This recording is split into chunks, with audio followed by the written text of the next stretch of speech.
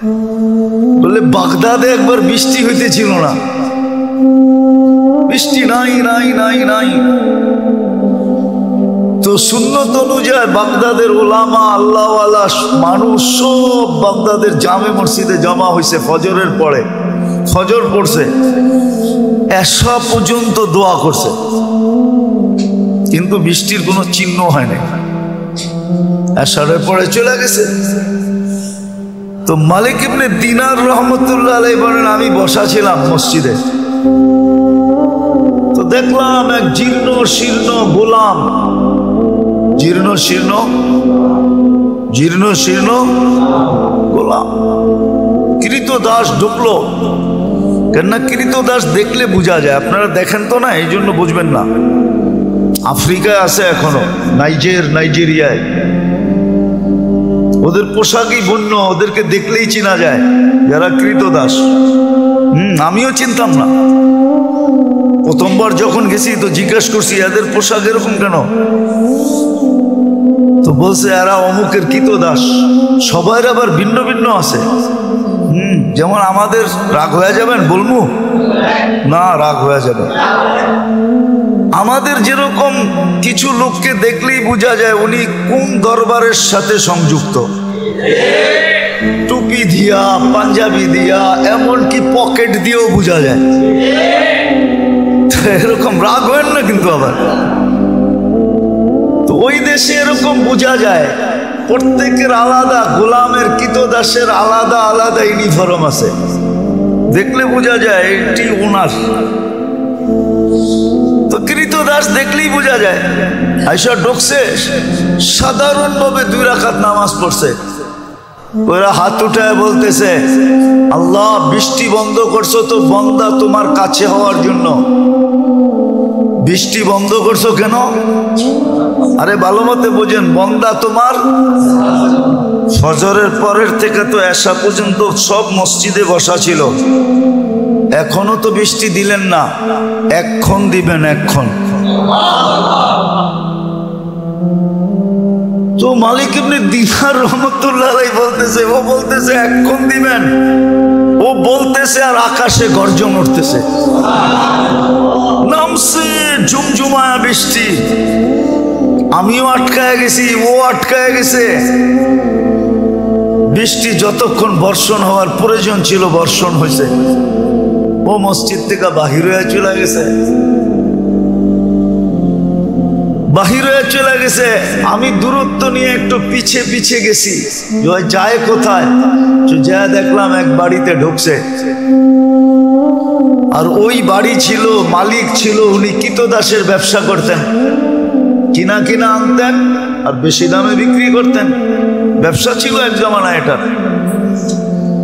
তো যা ঢুকার পরে দেখলাম এক কোনায় জীর্ণ শীর্ণ বসা আছে। তো মালিককে ডাকলাম যে এই গোলাম বেচবা? এটা তো কোনো কামেরই না, এটা নিয়ে কি করবা? গোলাম তো মানুষ কিনে কাজের জন্য, সহযোগিতার জন্য, সাহায্যের জন্য, এটা তো কোনো কাজের না।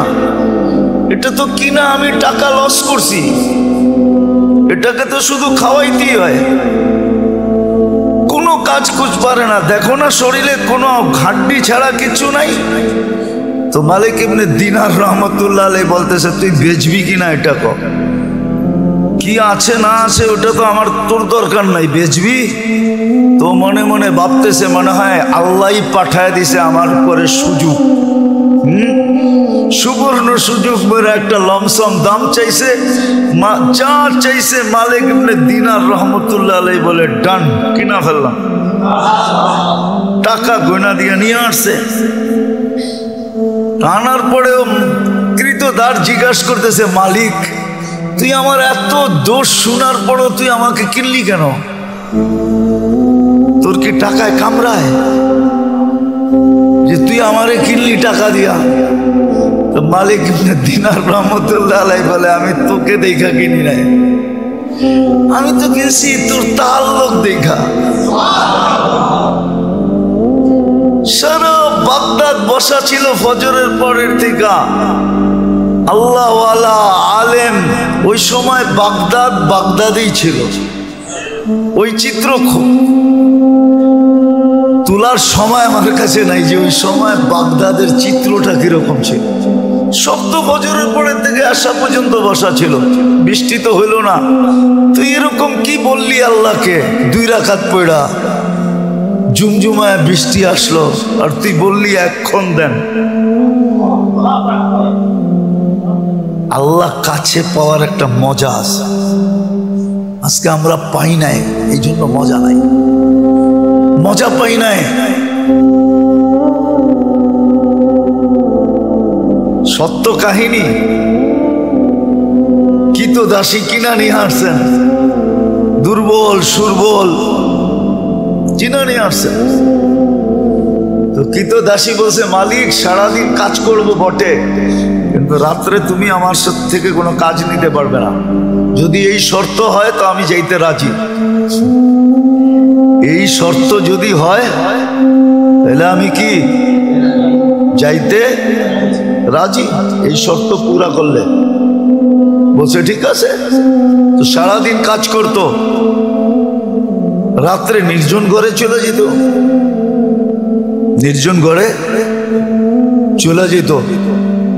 তো মালিকের একদিন আগ্রহ ঢুকছে যে ও যে আমাকে শর্ত লাগায় আসলো, শর্ত লাগায় যে আসলো যে রাত্রে কোনো কাজ নেওয়া যাবে না, দেখি ও রাত্রে করে কি।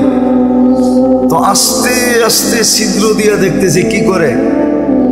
তো দেখে সেজদায় পড়া কাঁদতেছে আর বলতেছে, তুমি যে আমাকে ভালোবাসো। কি বলতেছে? আল্লাহ তুমি যে আমাকে ভালোবাসো, ওই ভালোবাসার ওয়াস্তা তুমি আমাকে আরো কাছে করো। কাঁদতেছে।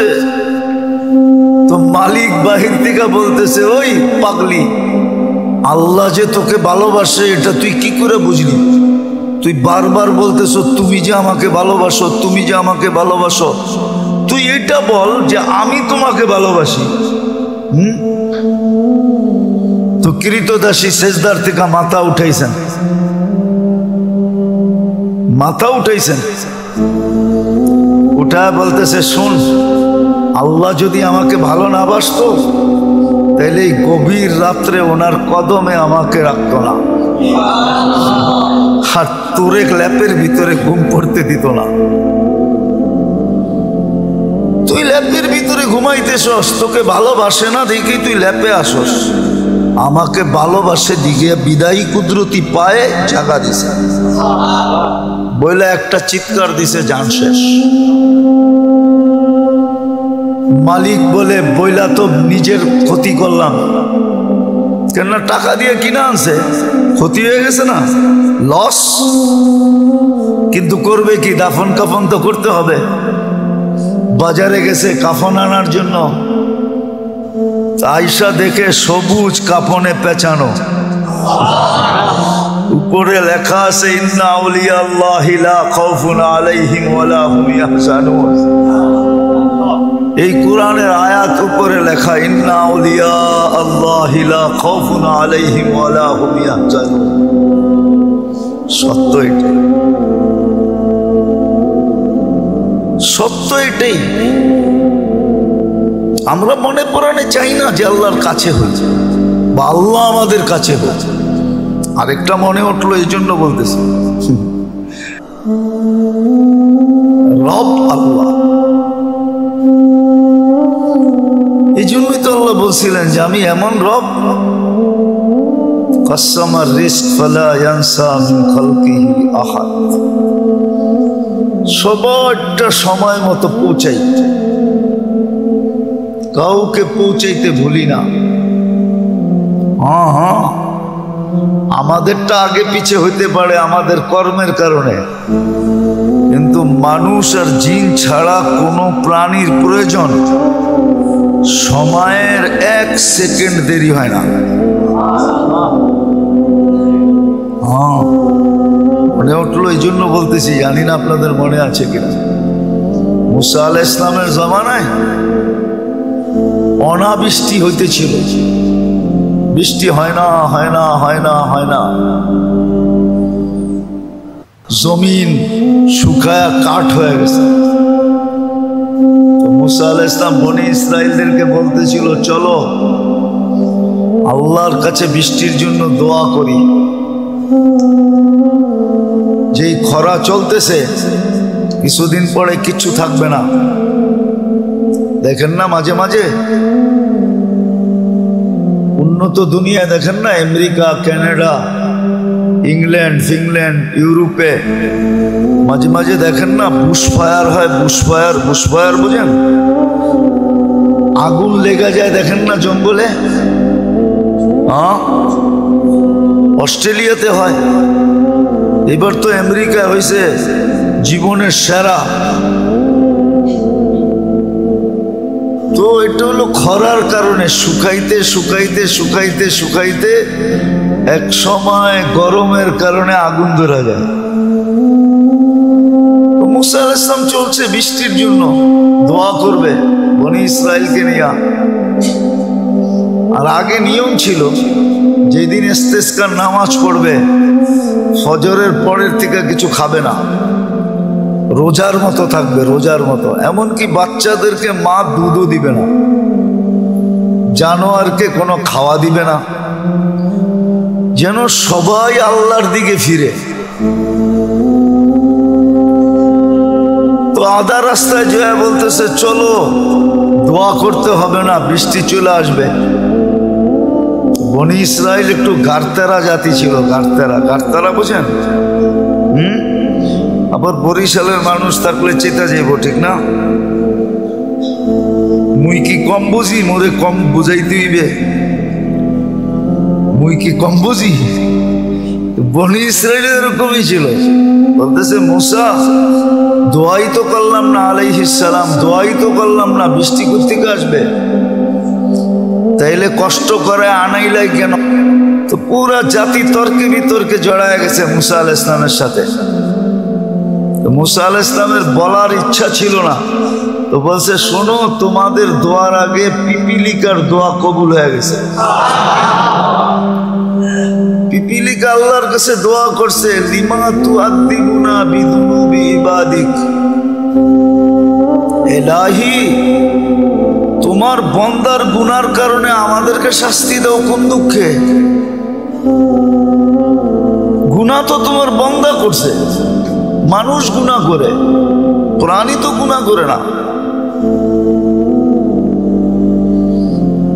মানুষের গুনার কারণে আমাদেরকে শাস্তি, এটার যুক্তি কি? কোন যুক্তিতে?